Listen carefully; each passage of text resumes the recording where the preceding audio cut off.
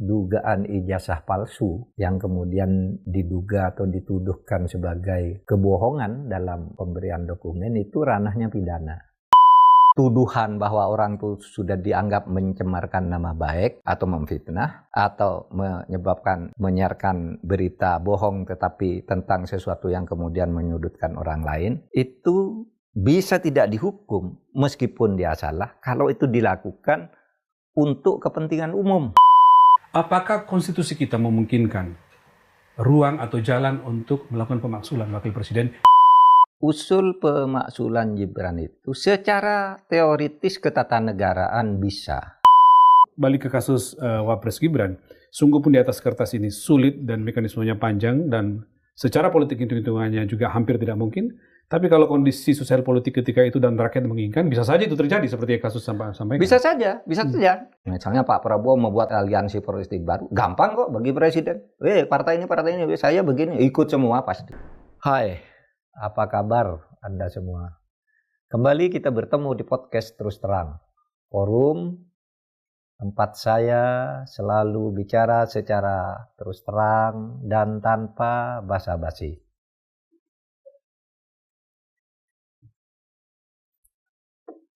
Pekan lalu, saya banyak menghadiri dan berbicara di forum di kampus.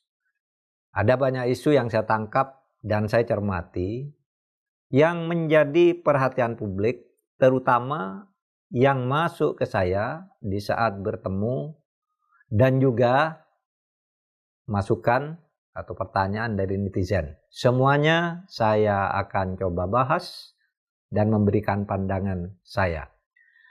Baiklah, kita mulai satu persatu. Silahkan mau tanya apa saja. Ya Pak Mahfud, agak ramai nih Pak minggu-minggu ini soal suasana di politik maupun juga yang tergambar di media maupun media sosial. Ada 2 atau 3 isu yang mau saya tanyakan ke Pak Mahfud supaya kita fokus saja Pak, tidak terjebak dengan banyak sekali isu dan Bapak bisa memberikan penjelasan lebih panjang. Yang pertama itu soal tentu Pak Mahfud kemarin juga singgung ketika Pak Mahfud bicara pada tanggal 24 April di Fakultas Hukum UII Jogja.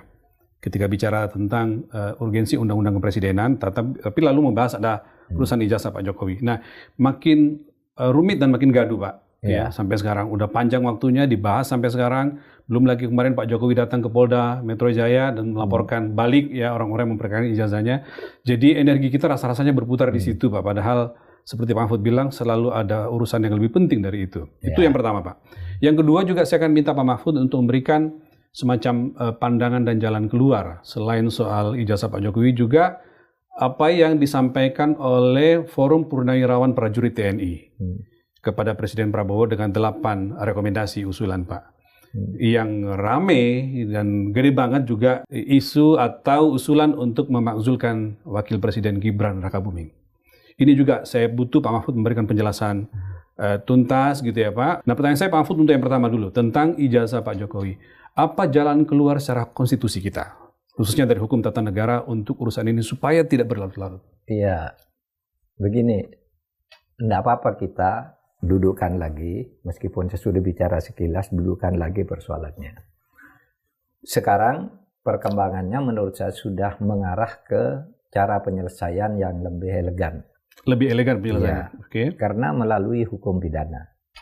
Karena memang kalau dugaan ijazah palsu yang kemudian diduga atau dituduhkan sebagai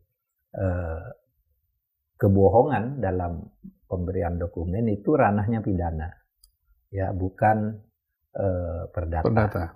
Saya ingin ulangi bahwa melaporkan atau menggugat perdata sebuah ijazah palsu itu tidak bisa dihukum perdata, ya. Karena hukum perdata itu mengatur tentang kewajiban-kewajiban yang timbul karena adanya perikatan. Perikatan itu bisa muncul karena perjanjian, bisa muncul karena peristiwa. Di sini ada dua pihak. Satu pihak yang dirugikan dan mempunyai hak untuk menagih. Yang kedua, pihak yang merugikan orang lain dan wajib memenuhi hak di dalam perjanjian itu. Semacam kontrak berarti ya? Iya, kontrak. Okay. Kalau hukum perdata itu perdata kontrak. Ya.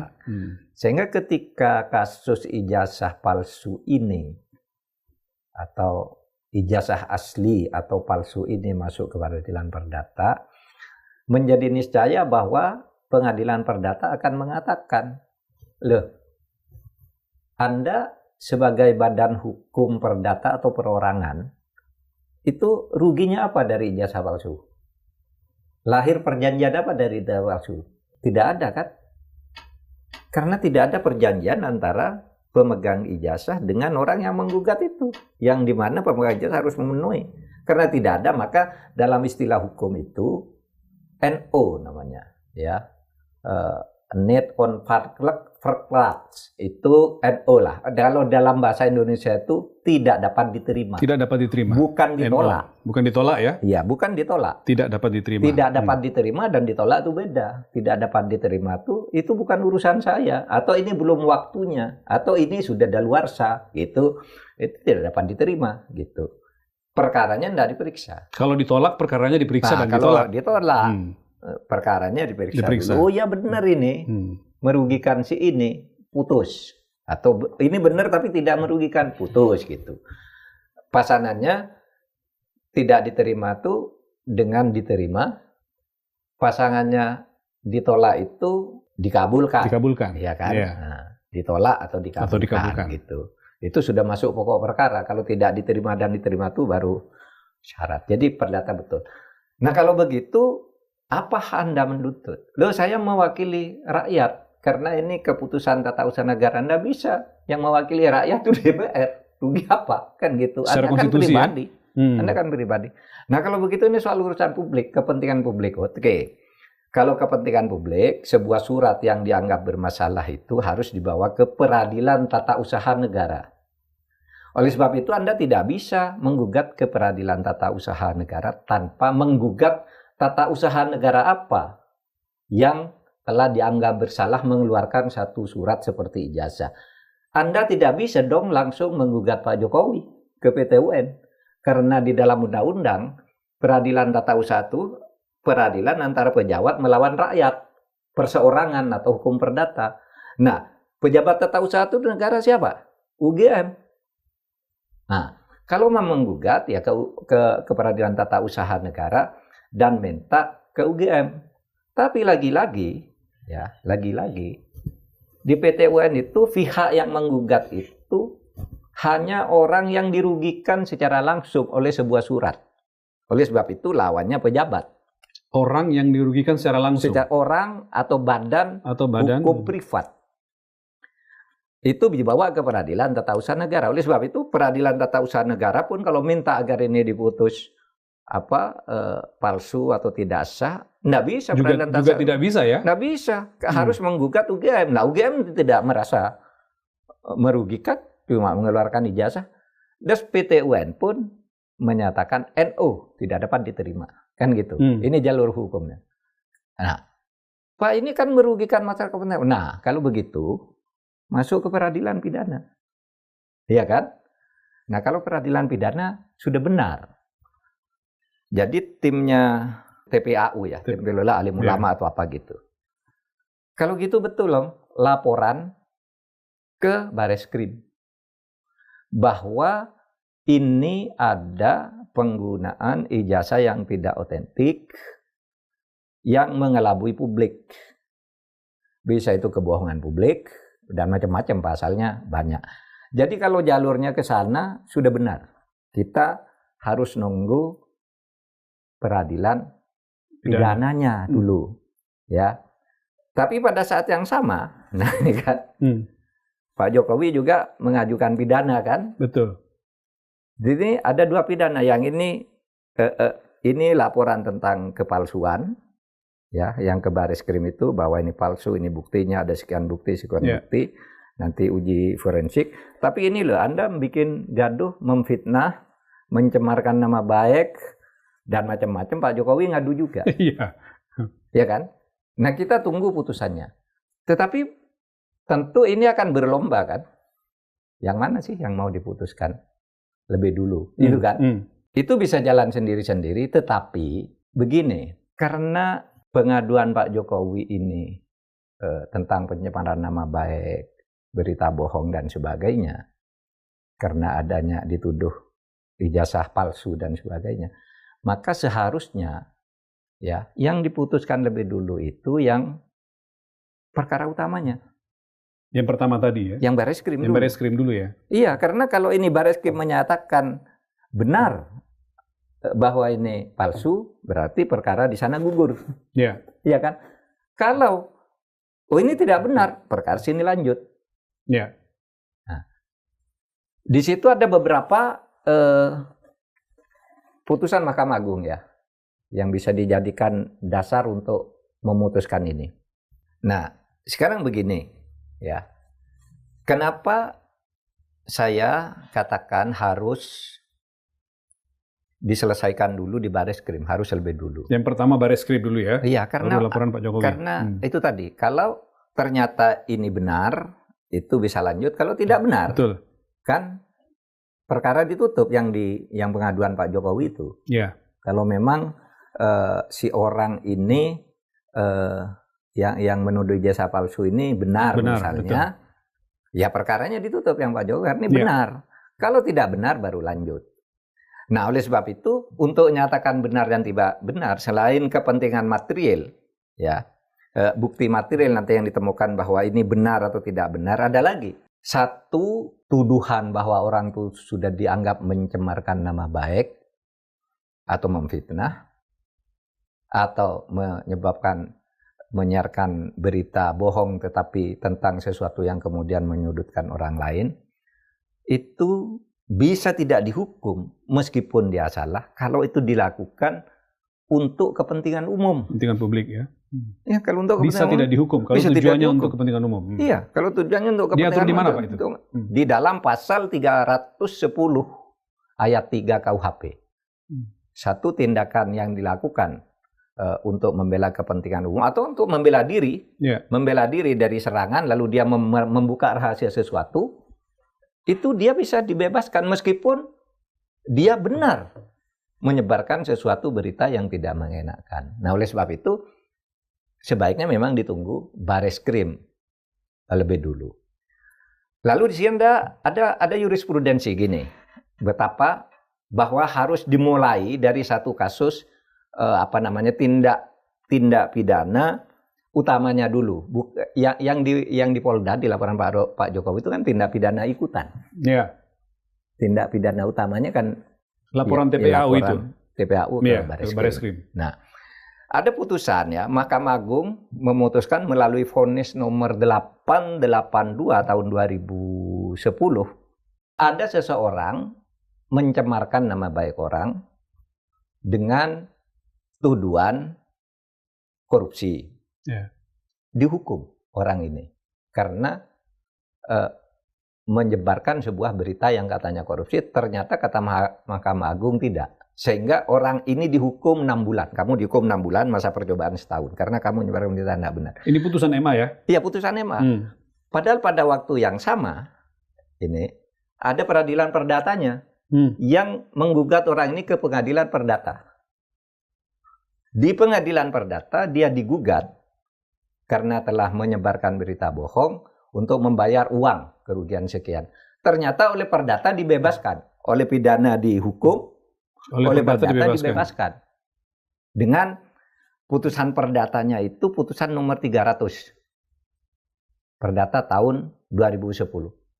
Menang di perdata, dihukum di pidana. Akhirnya dia PK. PK menyatakan orang bebas. Nah, itu pentingnya tertib kalau dua perkara ya. Ada dua perkara tidak itu yang saling mana sama-sama, yang lebih dulu. Tidak saling sama-sama maju. Pidana utamanya dulu, baru ikutannya. Kalau pidana utama sudah final, apapun putusannya, ikutannya akan menentukan. Oh, ini dia benar tuh menentukan itu, maka yang pidana ikutan yang di Polda itu tidak jalan. Oh, dia tidak benar, tetapi dia demi kepentingan umum juga ini tidak jalan. Oh, dia tidak benar dan memang memfitnah. Masuk di sini. Perkara yang anunya itu jalan gitu. Nah, ini untuk saja untuk tertib hukum. Itu kan tadi kita sudah bicara Kadang-kala orang nih campuradun. Iya. Perdata, tata usaha negara, pidana pun ada pidana khusus, pidana umum, pidana utama, pidana ikutan gitu kan ya, harus jelas ini cara penanganan. Lalu ada lagi yang banyak salah kaprah orang. Kalau nanti ternyata benar bahwa ijazah Pak Jokowi itu palsu, kan ada yang mengatakan maka seluruh keputusan yang dia buat sebagai presiden itu menjadi tidak sah. Video Bapak tentang ini beredar luas sekali, Pak. Bagus kalau Bapak menjelaskan lagi secara tidak sah. Kontrak-kontraknya batal. Nah, di dalam hukum tata negara tidak begitu. Itu salah dan menyesatkan kalau mengatakan itu. Coba bayangkan, misalnya ijazahnya Pak Jokowi palsu. Dia udah menandatangani puluhan undang-undang. Batal semua. Dia sudah menandatangani puluhan pejabat berdasar undang-undang. Ngangkat, yang saya contohkan tuh, ngangkat menteri ngangkat rektor ngangkat dekan, dan seterusnya. Batal semua. Semua tanda tangan presiden itu. Karena semua delegasi kewenangan. Enggak delegasi yang tanda tangan presiden menteri. Tapi menteri kan karena tanda tangan presiden. Dirjen, dan sebagainya. Kontrak-kontrak juga enggak bisa dibatalkan secara sepihak. Kontrak perdata, kontrak bisnis dengan negara lain, dengan perusahaan, tidak bisa dibatalkan. Itu tetap mengikat. Nah, di dalam asas-asas umum pemerintahan yang baik, dulu ada tahun 48 itu ada panitia De Munci, yang kemudian diikuti di berbagai negara, menyebut 13 asas pemerintahan yang baik itu salah, atau nomor satunya itu asas kepastian hukum. Bahwa perjanjian yang dibuat secara resmi dan sah pada saat dibuat, maka tetap mengikat dan harus dipenuhi. Ya, meskipun kemudian ternyata ditemukan kesalahan. Itu dari sisi kepastian hukum ya? Iya. Tapi kalau dari sisi keuntungannya dia dapatkan, Pak, selama memerintah itu, misalnya terima gaji. Pribadi. Ya, itu pribadi. Terima gaji selama 10 tahun sebagai presiden atau apa? Tetap sah. Tidak bisa mengembalikan. Oh, iya? Yang bisa dituntut dari selama jabatannya itu kalau ada tindak pidana. Misalnya terlibat korupsi, penyuapan, menghalang-halangi pemberantasan korupsi dan sebagainya, itu bisa lalu secara pribadi, tapi tidak berakibat apa-apa terhadap keputusan kenegaraan. Termasuk jadi yang terkait pribadinya aja. Termasuk yang terkait dengan dirinya itu nggak ada dampak apa-apa ya? Nggak ada. Berarti Pak, kecuali itu diidentifikasi sebagai tindak pidana. Kecuali tindak pidana. Carola Pak Harto jatuh kan, itu pidananya dibawa kan ke pengadilan. Perdata yang menyangkut pribadinya itu menyangkut Super Semar misalnya ya, yang karena itu yayasan kan tidak bisa dicampur aduk dengan negara. Itu yang pribadi. Tapi keputusan ketatanegaraan Pak Harto dengan memajukan banyak hal lah ya. Dunia pendidikan jadi maju, jadi seperti kita ini bisa sekolah, bisa apa kan juga Pak Harto yang memfasilitasi, ya kan? Berarti Pak itu keputusan ketatanegaraan, banyak profesor diangkat, gedung dibangun, membangun Bandara Soekarno-Hatta. Masa itu mau dianggap tidak sah? Artinya Pak Mahfud, kalaupun nanti misalnya terbukti betul palsu ijazahnya ya Pak Jokowi, berarti nggak ada konsekuensi apa-apa ya terhadap ijazah palsu terhadap apa yang sudah dilakukan, termasuk buat dirinya sendiri gitu? Iya, terhadap yang keputusan kecuali soal pemalsuan, kecuali tindakan pemalsuan itu ya. Kecuali ada tindak pidana yang dilakukan, yang diduga dilakukan, bukan keputusan ketatanegaraan, tapi tindak pidananya. Tindak pidana yang dilakukan. Misalnya dalam membuat kontrak, lalu diduga dia menerima aliran dana dari belakang, itu kan lain. Keputusan kontraknya itu tidak batal. Tapi tindak pidana kalau ada di situ bisa. Tapi itu kan tidak terkait dengan ijazah palsu kalau itu kan? Iya, tidak terkait dengan ijazah palsu. Ya? Karena ijazah palsu itu tidak mempengaruhi ini. Kalau ijazah palsu dianggap bisa saja, dianggap sebuah kebohongan bisa, tapi tidak berakibat keputusan ketatanegaraannya itu lalu batal. Kalau begitu Pak, seberapa jauh publik berharap pada upaya untuk memperjelas posisi ijazah Pak Jokowi ini palsu atau tidak ini. Kalau misalnya kita lihat memang secara konsekuensi tidak ada konsekuensi apa-apa terhadap ketatanegaraan. Seberapa urgent itu dilakukan oleh orang-orang yang selama ini berjuang untuk menunjukkan? Urgensi tentang itu tergantung pada masing-masing orang. Kalau saya menganggap itu tidak ada urgensinya, makanya saya juga tidak ikut. Apa sih mau mempersoalkan itu kan sudah selesai. Saya tidak ikut-ikut, tetapi karena ditanya kayak gini menjawab. Tapi saya Ada yang kok enggak ikut ke rombongan itu menggugat ijazah saya untuk apa? Saya enggak punya kepentingan perdata. Kalau masalah ketatanegaraan yang menjadi minat saya sudah enggak ada masalah, sudah selesai semua. Nah kalau pidananya silakan, kan itu ada kalau memang betul kan ada kebohongan itu bisa. Tapi itu nanti itu urusan hukum pidana ya, hukum publik. Hukum publik ya. Oke Pak Mahfud, kalau gitu Pak, itu tadi penjelasan Pak Mahfud kalau dari sudut pandang hukum yang panjang lebar Mahfud menjelaskan. Sekarang misalnya dari kacamata publik, kalau gitu Pak, apa yang kira-kira kita pelajari dari kasus ini? Karena betapapun ini kasus yang dalam tanda petik sangat heboh, orang jadi melihat betul atau tidak. Dan kalau ternyata betul, pelajaran apa yang kita dapatkan dari sini? Entah dari sudut pandang politik, pemerintahan atau hukum? Moral dan etika di dalam berpolitik. Sehingga orang berpolitik itu memang politik itu wataknya kan berebut jabatan publik itu enggak apa-apa. Tapi harus ada moral yang melandasi di situ, kejujuran dan komitmen untuk memperbaiki negara ini tanpa kebohongan.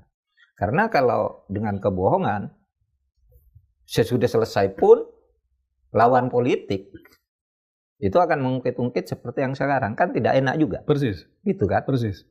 Dan negara tidak akan mendapat manfaat apapun dari keributan seperti ini. Apa coba gunanya bagi negara? Orang ribut ini siapapun yang menang, Pak Jokowi menang atau Pak Rismon menang, itu apa gunanya? Kan hanya kemoralitas kan. Nah kalau oleh sebab itu moralitas itu harus dibangun sejak orang belum masuk ke arena pertarungan politik. Itu aja. Ya, kalau gitu Pak, saya meneruskan yang Pak Mahfud tadi mengatakan bahwa ada agenda mesti yang kita selesaikan supaya kita nggak berputar-putar di sini. Di mata Pak Mahfud, kita sekarang ini sebaiknya lebih memikirkan apa ya? Kalau kita misalnya sudah keluar dari jebakan perdebatan soal ijazah, apapun lagi itu, kita mesti fokus, negara ini mesti fokus energinya kemana? Energinya sekarang agar pemerintahan itu efektif. Efektif untuk melaksanakan agenda-agenda pembangunan dengan komitmen. Ya. Komitmen kalau saya sekarang prioritasnya pemberantasan korupsi. Karena ini penyakit yang paling berbahaya dan paling nyata di depan mata. Ini perlu komitmen dan kebersatuan kita. Itu ya.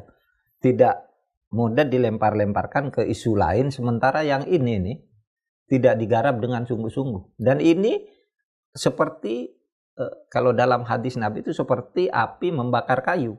Pelan-pelan gitu. Lama-lama habis. Gitu. Yeah. Negara ini dianggap sebuah kayu yang kokoh, dibakar api atau dimakan rayap pelan-pelan gitu. Lama-lama habis. Kalau ini apinya agak kencang, kayunya cepat habis. Kalau pelan-pelan gitu mungkin agak lama atau bisa diatasi. Yang penting itu kan komitmen dan ketegasan untuk ini secara sungguh-sungguh. Saya kira hal-hal lain baik-baik saja tuh di negeri ini. Bahwa ekonomi bermasalah, ya itu konsekuensi lah dari perkembangan situasi global gitu ya. Dan itu juga kuncinya salah satunya adalah pemberantasan korupsi, karena korupsi itu merusak ekonomi. Ya baik Pak Mahfud, saya melangkah ke topik kedua nih. Ini juga agak-agak dekat dengan topik pertama. Kalau tadi kita bicara tentang bapaknya, sekarang tentang anaknya. Ini dipertanyakan atau persisnya begini, Forum Purnawirawan Prajurit TNI itu akhir April kemarin menyampaikan 8 usulan atau rekomendasi kepada Presiden Prabowo Subianto. Salah satu di antaranya itu yang banyak sekali disorot oleh publik adalah soal usulan mereka agar Wakil Presiden Gibran Rakabuming itu dimakzulkan.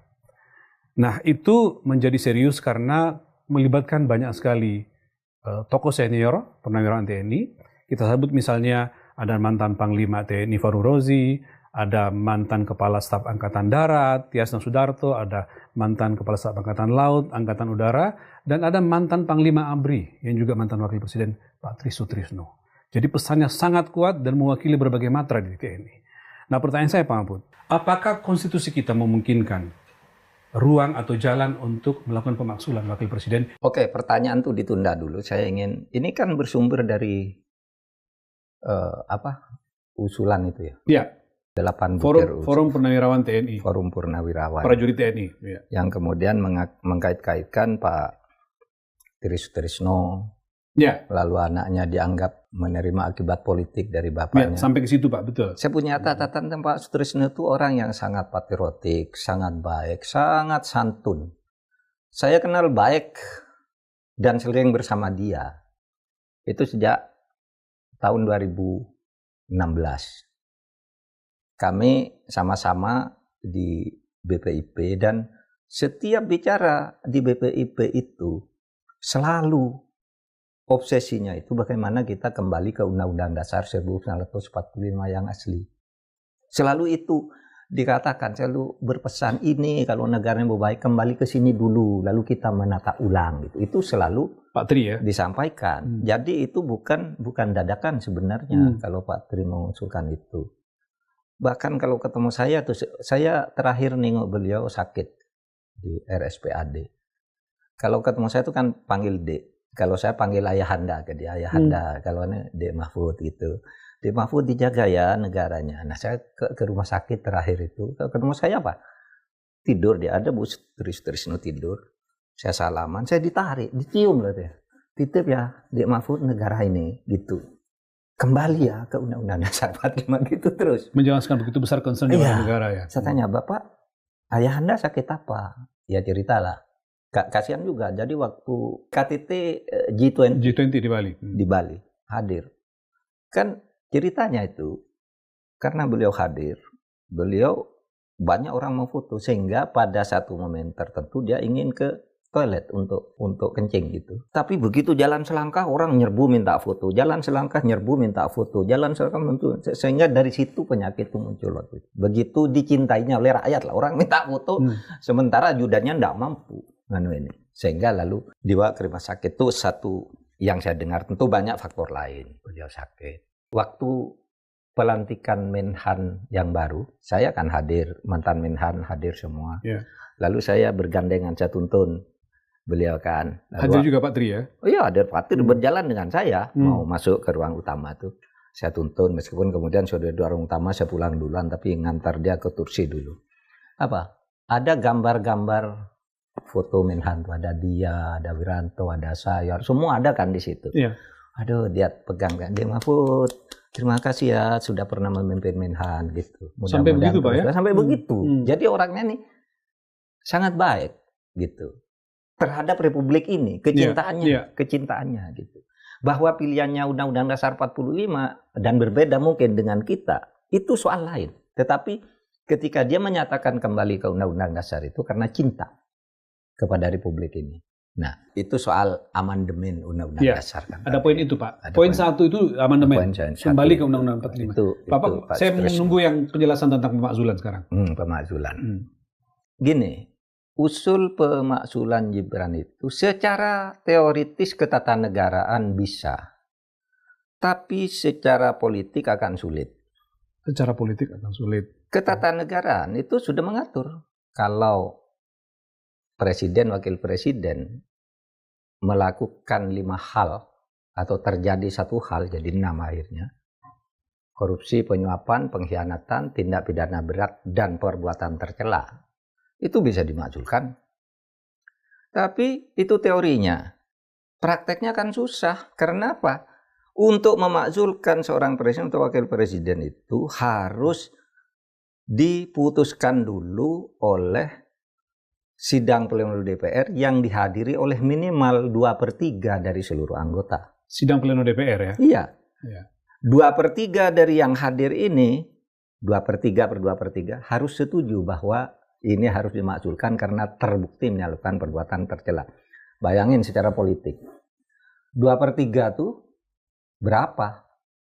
Iya kan? Ya. Kalau dari 575 kira-kira 2/3 itu kan sudah harus anggota DPR 380-an lah ya, sekitar itulah.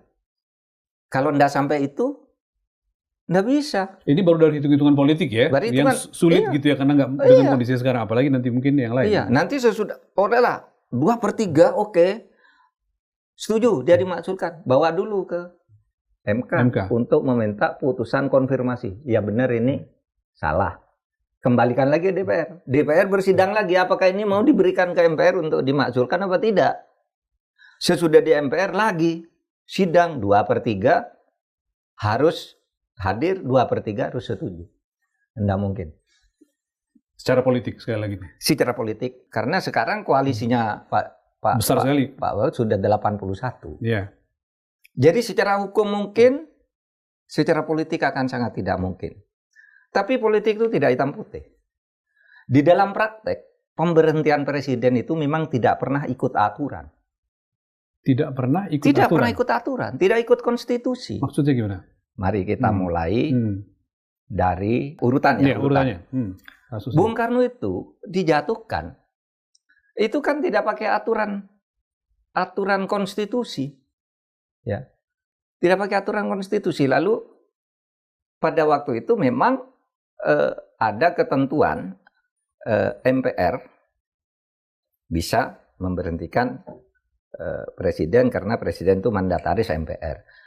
Lalu pada waktu itu Bung Karno dalam tanda petik nih, dipaksa mengeluarkan Super Semar, lalu Super Semar itu menjadikan alat untuk merampas kekuasaan melalui rekayasa ketatanegaraan secara politik. Anggota MPR-nya diganti dulu dengan pendukung-pendukung baru, lalu sidang 2 tahun sesudah peristiwa GTKUS. Tahun 66, 11 Maret kekuasaannya diambil, lalu Bung Karno menjadi bebek lumpuh yang berkuasa Soeharto, lalu Bung Karno tahun 67 baru diganti secara resmi setelah terjadi rekayasa politik itu. Jadi itu aturan tuh politik tuh bisa kalau bisa dikonsolidasikan, tapi bisa bubar begitu aja tinggal ngatur. Sama ini kalau misalnya mengatur begitu, saya ingin kalau presiden ingin melakukan rekayasa, bisa kok dibuat 2/3. Itu kan politik. Ya, politik. Iya kan? Nah, itulah sebabnya lalu perampasan kekuasaan terhadap Soekarno itu dianggap konstitusional kemudian karena ada teorinya. Sebuah kekuasaan yang diperoleh meskipun secara melanggar konstitusi, diperoleh nih, melanggar konstitusi, tapi kemudian mampu mengkonsolidasikan diri, itu menjadi konstitusi baru. Menjadi dasar konstitusi baru, menjadi hukum baru. Oleh sebab itu, Pak Harto pada waktu itu ini tidak sah nih. Orang berteriak, nggak sah tuh Super Semar. Tapi dia didukung oleh rakyat. Pada waktu itu Pak Harto kan semua gerah karena PKI kan pada waktu itu. Angkatan Darat dipuji-puji pada waktu itu. Semuanya pokoknya PKI bubar. Pak Harto kuat. Meskipun dulu melakukan perampasan. Sesudah itu zaman Gus Dur. Zaman Gus Dur sudah ada tata cara menjatuhkan presiden. Itu satu, kalau presiden benar-benar melanggar haluan negara, harus diberi memorandum 1 untuk diperbaiki. Sesudah memorandum 1 diberikan kok tidak baik, diberi memorandum 2. Sesudah memorandum 2 diberikan kok tidak baik, diberhentikan. Nah, Gus Dur caranya tidak gitu. Gus Dur pertama dianggap patut diduga mengetahui penyelewengan di Bulog. Oleh sebab itu diberi memorandum 1. Ini patut diduga ya. Ini udah salah, patut diduga. Udah jelas nih. Udah patut diduga kok langsung memorandum. Menurut TAP MPR nomor 378, kalau benar-benar melanggar haluan negara, bukan patut diduga. Tapi oke, memorandum 1. Sudah itu, kan patut diduga apa yang mau diperbaiki dari patut diduga itu? Muncul memorandum 2. Sesudah 2 bulan. Memorandum 2 keluar, nah tiba-tiba tanpa babi bu, Gus Dur dipecat oleh sidang MPR bukan karena memorandum 1-2, tapi karena kasus lainnya. Kasus lain apa? Karena memecat Bimantoro. Nggak ada kaitannya lagi dengan memorandum 1-2. Harusnya memecat Bimantoro nih kalau salah, memorandum 1 dulu agar diperbaiki. Iya kan? Memorandum 2 agar diperbaiki, baru ini. Ini langsung kasus baru. Kan melanggar konstitusi. Tapi begitu, pelanggaran konstitusi yang didukung rakyat, waktu itu rakyat mendukung. Ketika Gus Dur tuh ini pemerintah kok gini-gini. Sebagian besar rakyat yang diwakili oleh partai politik mendukung. Ya Gus Dur jatuh. Beda dengan Bung Karno mengeluarkan dekret. Sama kan, Gus Dur mengeluarkan dekret. Tetapi Gus Dur mengeluarkan dekret itu disebut maklumat dan kalah dalam percaturan politik. Bung Karno dulu mengeluarkan dekret, salah juga. Dia mengeluarkan dekret apa? Membubarkan konstituante. Padahal konstituante itu instrumen konstitusi. UUD 50 bahwa dia yang nanti merumuskan konstitusi. Malah ini dibubarkan. Lalu Bung Karno mencabut berlakunya UUD 50 dan memberlakukan UUD 45. Yang memberlakukan UUD 45 itu konstituante malah dibubarkan. Kan melanggar hukum, melanggar konstitusi. Sehingga Bung Hatta pernah mengatakan Bung Karno itu sudah melakukan kudeta terhadap konstitusi. Tapi kudeta terhadap konstitusi ini menang, bisa dikonsolidasikan, didukung oleh rakyat, maka Bung Karno sah sebagai presiden yang masuk. Sebelum itu kan Bung Karno presiden formalitas. Yeah. Sebelum dekret 5 Juli itu kan karena parlementer dia hanya simbolik. Pemerintahnya itu Perdana Menteri. Tapi begitu dekret, dia menjadi penguasa langsung.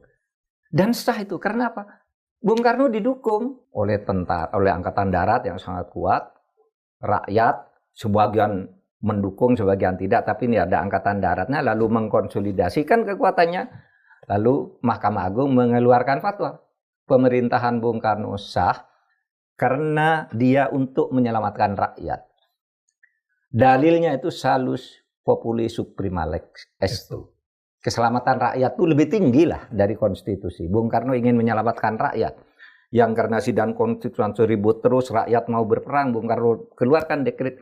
Itu sah, kata Mahkamah Agung. Wiryono Projodikoro. Jadilah Bung Karno presiden. Tapi dirampas lagi oleh Pak Harto melalui Supersemar. Terjadi juga pada Gus Dur, terjadi juga pada Pak Harto. Artinya Mahfud, balik ke kasus Wapres Gibran, sungguh pun di atas kertas ini sulit dan mekanismenya panjang dan secara politik hitung-hitungannya juga hampir tidak mungkin. Tapi kalau kondisi sosial politik ketika itu dan rakyat menginginkan, bisa saja itu terjadi seperti kasus sampaikan. Bisa saja. Rakyat menginginkan konfigurasi politik berubah. Misalnya Pak Prabowo membuat aliansi politik baru, gampang kok bagi presiden.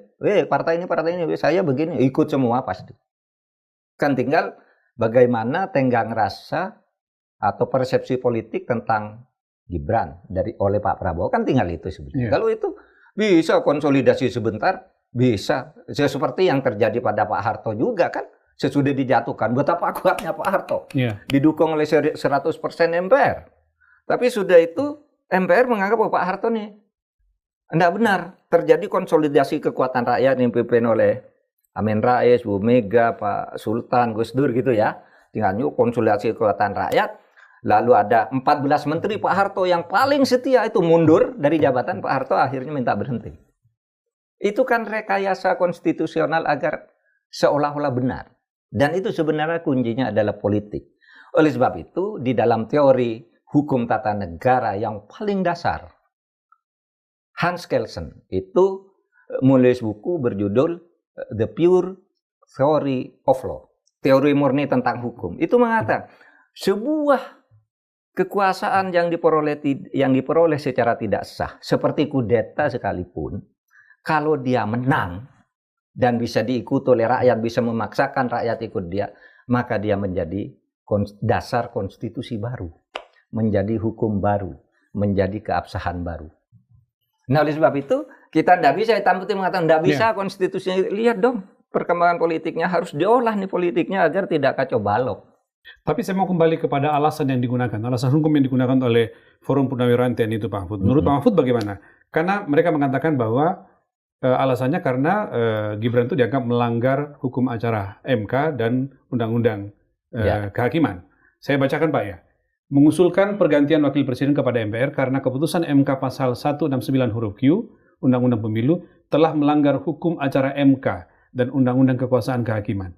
Itu Pak alasannya. Dalil hukumnya, alasan hukumnya itu bagaimana? Ya masuk ke situ lagi. Sebuah pelanggaran hukum yang dilakukan melalui MK atau apapun, meskipun salah, kalau bisa dikonsolidasikan oleh kekuasaan baru, itu menjadi mengikat. Menjadi penguasa baru. Itu sebabnya saya tahu bahwa ini melanggar, putusan MK itu melanggar karena sudah diputuskan jelas ya proses kelicikannya Puhate itu benar. Tapi begitu MK memutuskan bahwa ini sudah selesai, saya selesai juga. Ya udah, saya bilang. Ketika itu ya. Saya ikut pada keputusan hakim. Karena keputusan hakim yang dibuat secara sah itu mengikat apabila sudah inkrah. Meskipun kemudian ditemukan pelanggaran saat membuat. Nah, kalau pelanggaran saat membuat itu mau diungkit, ini politik lagi. Bukan lagi konstitusi. Tahu kan? Politik lagi, lalu adu kekuatan lagi. Jadi konstelasi politik itu sangat menentukan bagaimana itu akan dibaca. Menentukan. Oleh sebab itu saya dulu nulis disertasi tentang bahwa hukum itu kan produk politik. Konstitusi itu kan produk politik. Oleh sebab itu kalau kita mau baik hukumnya, itu politiknya dan pemain politiknya itu harus bagus. Dan itu bisa ditemukan di berbagai tempat. Bisa kok politik bagus sehingga hukum bagus. Kan gitu tuh. Taruhlah kayak di New Zealand, Denmark, Singapura gitu, yang negara-negara indeks demokrasinya, Singapura enggak ya, indeks demokrasinya tinggi di negara-negara Eropa itu kan bisa. Indeks persepsi korupsinya juga bagus. Karena permainan politiknya itu bagus, bermoral, beretik gitu. Oke. Baik, saya kira cukup Mahfud. Cukup. Ini semacam kuliah 3 SKS nih buat saya dan buat publik nanti yang menyaksikan tayangan ini. Terima kasih Pak, saya kira cukup hari ini. Ya, terima kasih. Sekian dulu untuk minggu ini. Kita jumpa lagi dalam Terus Terang pekan depan. Tetap berkontribusi nyata dan positif dimanapun dan di sektor apapun Anda berada. Jangan pernah lelah mencintai Indonesia. Selesai.